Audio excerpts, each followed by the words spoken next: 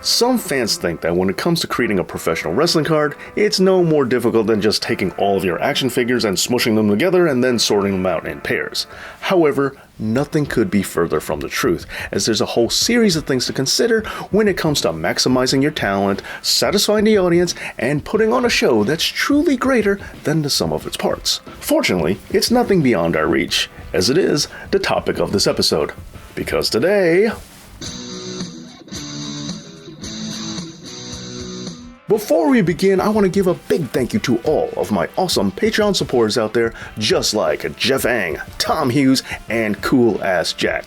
Thank you so much for your continued support. It really does, and it always will, mean a lot. Crafting a clever card is so much more than just matchmaking, and matchmaking is so much more than just shoving together wrestlers that you like, because just like with everything in professional wrestling, it's all about storytelling. As is the case with music, you can make a good album by just flooding it with good songs, but a truly great album will have great songs that go together to make the entire album an experience. And a great wrestling card is composed much in the same way, giving wrestling fans what they need and precisely when they need it in order to have them leaving the show feeling affected by it. Now, how do we do this? Well, let's go ahead and break it down.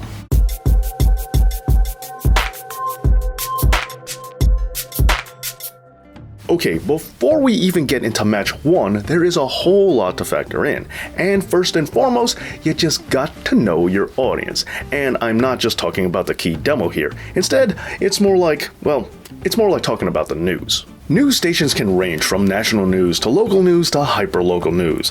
Depending on their range and the size of their audience, they're gonna cater their reports specifically to those who are watching. So, if you're a national cable network and you have a news program, your top story probably won't be about Main Street flooding in a small town. But on the other hand, if you're a hyper-local news station for that small town, there's a good chance you're probably gonna lead with it. And when it comes to professional wrestling, the mentality really isn't all that different. First, you gotta figure out whether or not you're a global promotion like WWE or you're just a small local indie fed. And it's also more complex than that, because even though WWE can be seen all around the world, their primary fan base is still America, which means that they do have to cater to them first and foremost. But at the same time, they're also still trying to attract foreign markets, and they don't want to alienate anybody from another country. So it's a pretty complicated process, as they have to take all this into consideration. But on the other side of the fence, things aren't all that much easier, because if you're a smaller traveling local fed, you really gotta understand the regions into which you're going. While the territory days may be over, that doesn't mean that different parts of America don't have different tastes when it comes to their pro wrestling. And yes, with the advent of the internet, all wrestling is technically available globally if you really think about it. However, this is where the whole size of your audience comes into play, because even though some promotions can be seen by everybody around the world, that doesn't mean that they're going to. So in the end, you just gotta see who's watching your product, but furthermore, you also gotta take into consideration who you're trying to attract as well. Oh, and also while you're getting to know your audience, make sure that you also consider their age. For example, if you have an audience that's composed mostly of little kids, then you should probably take in consideration that they have school the next day, and you should probably not have your show go on until midnight.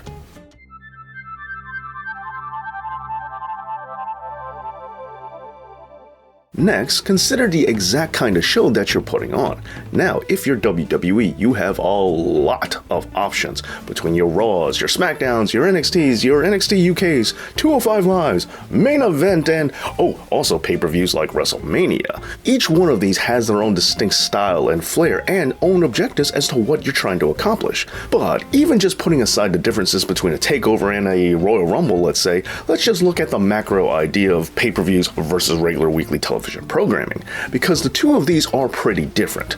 Weekly programming is mostly about setup, and you see more promos and segments as they're really working to build a storyline, and there's less of an emphasis on wrestling. But when it comes to pay-per-view, on the other hand, it's almost the other way around.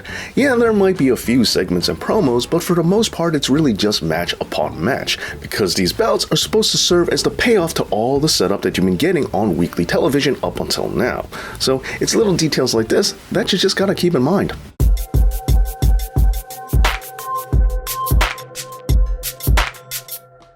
Next, obviously enough, is the roster. Knowing who you have to work with is of course a major part of this equation. If your audience wants a big ol' hoss fight, well then yeah, you're probably going to have to hire some hosses. If you're looking to do a lucha libre match, well then of course you're gonna need some luchadors. If you're looking to do an extreme match, then you probably need some wrestlers who excel at going to the extreme. I think you get the point. But even beyond just knowing who to hire, you also gotta know who you can't hire, as some wrestlers might be out with injury or doing another show, or actually we have to consider, in the independent scene at least, double shotting and triple shotting, as sometimes a wrestler is willing to work on your show as well as another person's show, but you gotta take their schedule into consideration. And so if you're looking to use a specific wrestler in your main event for your show in Brooklyn, but you know he's being featured later in the card in another show in Queens, well, you probably should know that unless he can bend the laws of time and space, that's not gonna happen. So you either gotta move him to a different part of the show, or you might just have to forego him altogether. In fact, there are some bookers that don't mind if a wrestler doubles or triple shots, except when it comes to their main event scene. Those wrestlers have got to be committed to that show and only that show, as they feel it's the best way to secure their main.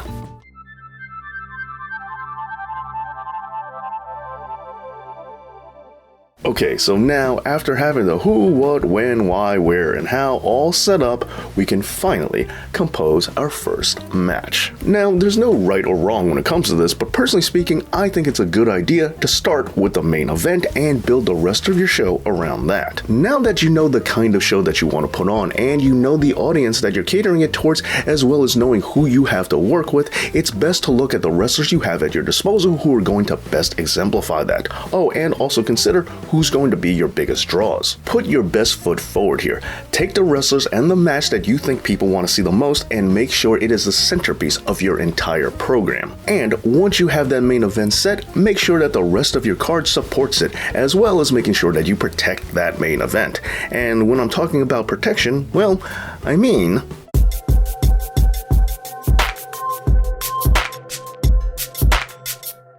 when it comes to the concept of protecting the main event, this is an idea that also echoes throughout the entire card as well. Protect the finish. If, for example, you're going to end the show with a big ol' schmoz, well, it's probably for the best that you don't have one earlier in the night. Also, let's look at the finishers themselves. If you are going to have a single Canadian destroyer get the 1, 2, 3 in the main event, well, it's probably for the best that you don't spam that move in the curtain jerk. And this works for more than just the main event. Keep in mind everybody's finisher and make sure that you protect them, because the last thing you want to do is take away all the starch that the end of a match potentially has, especially if you don't have to. Oh, and this goes beyond just finishers too. Moves, spots, anything that the audience has seen earlier in the night is going to have less effect later on in the program. So just be aware of what's going on in your show and when, and make sure you're using it sparingly in order to get the most out of it later on. Oh, also, in addition, keep in mind the results, as if you have an entire show where nothing but heels win, well, that puts things on a sour note. You might want to reconsider that. So just keep track of how many faces and how many heels are winning each match.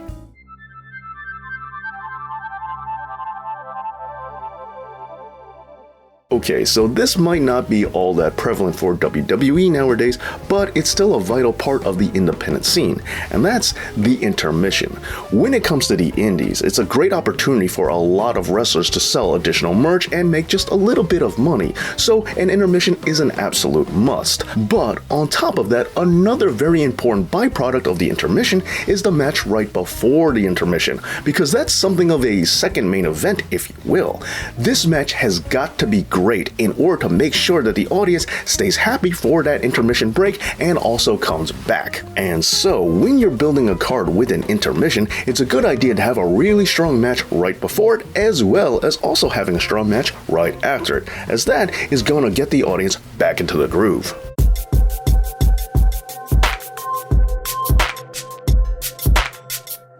And now let's move on to the start, the curtain jerk match. Now sure, you can use this as an opportunity to build lesser talents and slowly build the card up.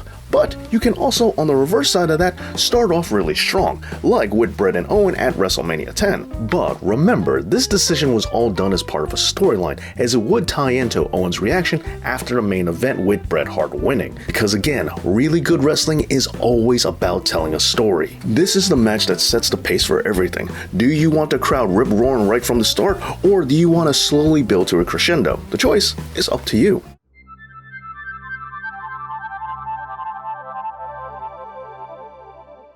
Now we have the concept of the cool down match. Some people don't believe in this, but the idea of a cool down match is that right before your main event, you want your crowd as loud as they possibly can, and it's going to be pretty hard for them to do that if they were just screaming their lungs out in the match before. So sometimes people utilize a cool down match, a less important bout that the audience isn't going to get too thrilled about, and they use this as a rest period so that way their fans can be fresh for the main event. However, some people see this as a faulty concept. They feel that if a show was built properly, it doesn't matter how many awesome matches you have, the fans are still going to go bananas no matter what if your main event is done right.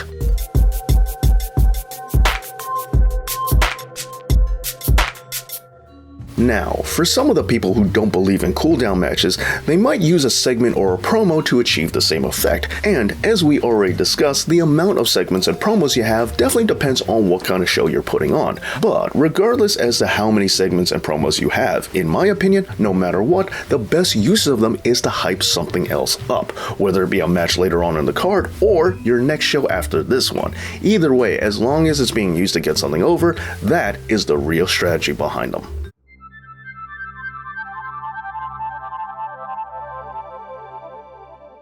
Oh, and let's not forget about dark matches.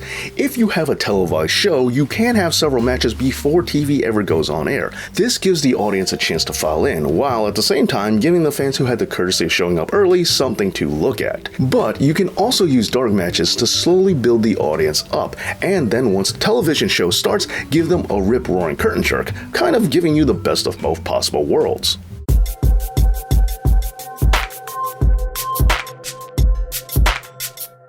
And lastly, let's remember that variety is the spice of life. A really good wrestling show is kinda like a buffet where you can get a little bit of everything. So there's no need to stick to just one type of match or one type of wrestler, and furthermore than that, shake things up a bit by having a tag team match, having a ladder match, or something other than just singles bouts throughout the entire show. Because the more you break up the monotony, the more each individual thing will feel special because it's just a little bit more unique. Well, there you go, the keys to building a proper wrestling card. But what are some of your favorite booking strategies? Let me know down in the comments. And while you're at it, please make sure you're subscribed to this channel and that you give this video a big like. And also, I want to give a big thank you to all of my Patreon supporters out there. Thank you for all your continued help and support. And thank you for watching this video. And as always, Dave knows.